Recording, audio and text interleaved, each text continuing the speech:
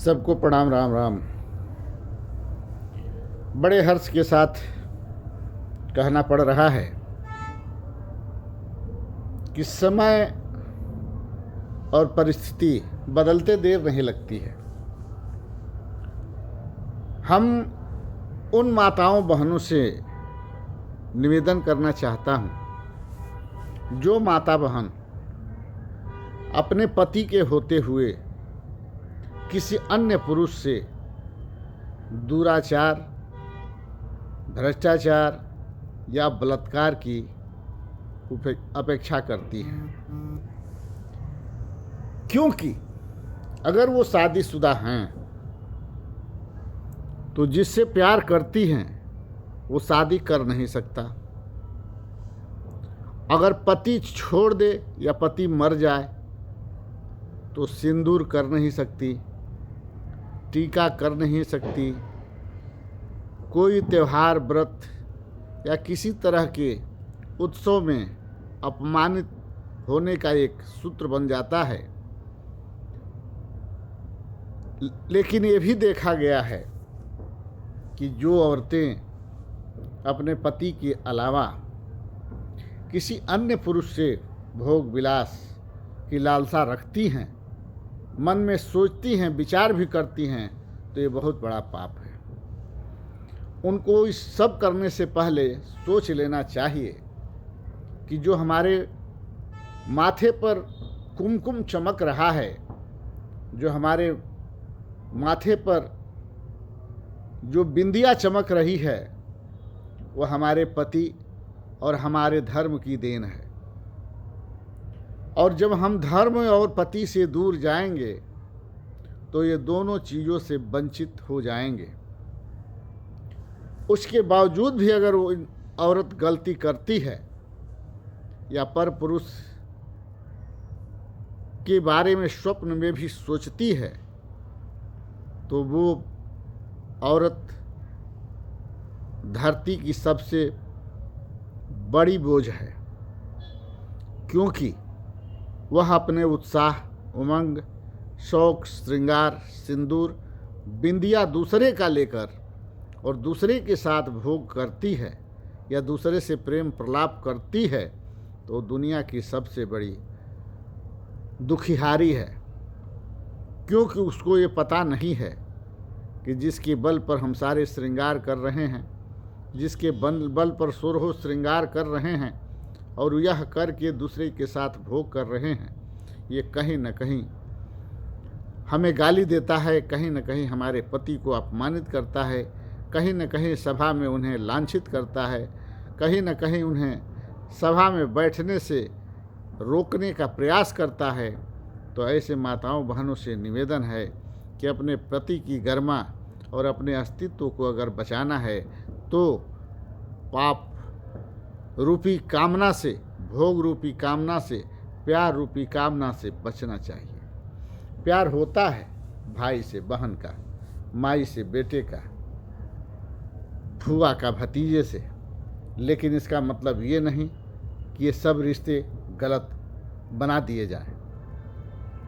हम इतना ज़रूर कहना चाहेंगे कि अगर अपने स्वाभिमान, अपने सत्य और अपने पति के अस्तित्व की रक्षा हम नहीं कर सकती तो वो माताएं बहनें धरती के लिए बोझ हैं। वो सोचती है कि हम तो संपूर्ण आनंद उठा रहे हैं, हमें कोई देख नहीं रहा है, हमें कोई सुन नहीं रहा है, हमें कोई महसूस नहीं कर रहा है।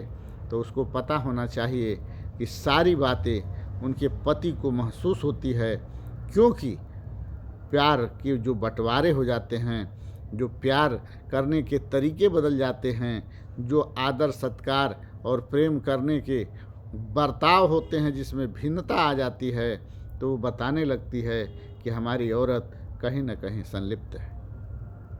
उसके बावजूद भी अगर औरत रास्ते पर नहीं आती है तो हमारी माताएं बहनें से ये कहना चाहूँगा कि हमारे दादी थी जो 125 वर्ष पर उनका देहांत हुआ था, वो कहा करती थी कि हे नाती, जो औरत पर पुरुष का भोग करती है या पर पुरुष से प्यार करती है, वो दुनिया की सबसे गंदी औरत है, जिसे रंडी का श्रेणी दिया जाता है। पत्नी को हमेशा पतिव्रत धर्म का पालन करना चाहिए। औरत उस घड़े के समान है, जैसे घड़े में पानी भरा है और कोई कुत्ता या कोई बिल्ली या कोई अछूत लोग उसको अगर छू दें और वो घड़ा अशुद्ध हो जाता है, जूठा हो जाता है, उसको निकाल दिया जाता है, फिर नया घड़ा रखा जाता है। उसी तरह औरत एक घड़े के समान है, जो अपने पुरुष के अलावा अगर किसी से भोग करती है तो उस घड़े के समान ही वो बाहर निकालने योग्य होती है और निकाल दी जाती है। समाज में वो सोचती है कि हमारी बहुत इज्जत है, बहुत प्रतिष्ठा है, लोग उससे हंस हंस के बातें भी करते हैं, लेकिन दिल से हे दृष्टि से देखते हैं और दिल से हमेशा उसे गलत नज़रिए से देखने का प्रयास करते हैं। इसलिए हम माताओं बहनों से कहना चाहेंगे कि पति के रहते ये अभद्रता न करें। अगर पति संजोग से गुजर चुका है, आप विधवा हो चुकी हैं, तभी ये कर्म न करें।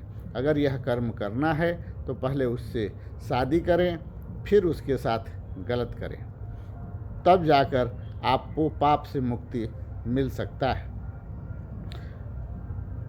ठीक मैंने पूछा तुरंत कि हे दादी, अगर पत्नी ऐसी करती है तो घड़े के समान छुतिहर हो जाती है, उसे निकाल कर फेंक दिया जाता है।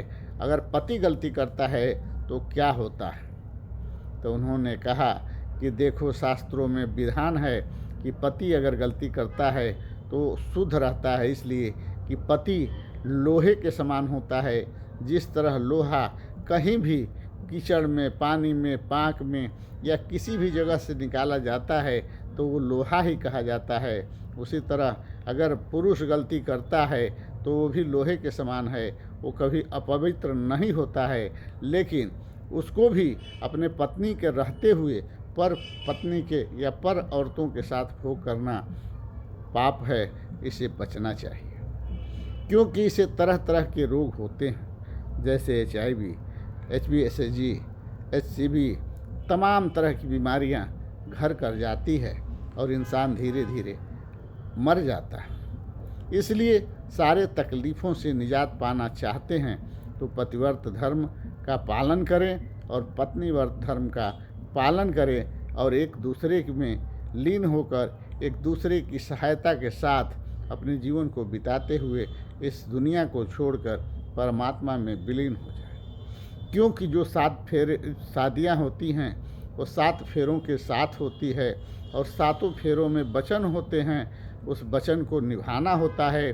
औरतों के लिए 7 और पुरुषों के लिए 5 बातें अनिवार्य हैं जिसको पति या पत्नी को निभाना चाहिए। अगर वो नहीं निभाता है और हिंदू राष्ट्र की कामना करता है या वो अपने को हिंदू या इंसान समझता है तो गलत है, क्योंकि इस प्रकार के लोग कभी इंसान हो ही नहीं सकते। ये लोग एक तरह से जानवर होते हैं, जानवर से भी गए गुजरे कहा जाए तो कुछ कम नहीं। इसलिए सभी माताओं बहनों से हाथ जोड़कर निवेदन है कि अपने पवित्रता को कायम रखते हुए प्रभु श्री राम, माता जानकी और हमारे भैया लक्ष्मण जी की तरह, भरत जी की तरह, शत्रुघ्न जी की तरह प्रेम प्रलाप बनाते हुए अपने घर संसार को चलाने का प्रयास करें, क्योंकि 5 मिनट की सुख के लिए जीवन भर का कलंक लेना अच्छी बात नहीं है। दुनिया में सब कुछ ठीक है, लेकिन कलंक एक ऐसा दाग है जो एक बार लग जाता है तो छूटता नहीं है और अपने दिल को बार बार चोट पहुंचाता है, जो हमारे उम्र को कम करता है, हमें रोगी बनाता है और हमें इस दुनिया में नहीं जीने का एक यादगार बनकर रह जाता है। इसलिए सबसे निवेदन है कि सतीत्व का पालन करते हुए देव, देश और धर्म की रक्षा करते हुए अपने जीवन को व्यतीत करें। यही हमारा निवेदन है, यही हमारा बंधन है। जय हिंद, जय भारत, जय सर्व समाज।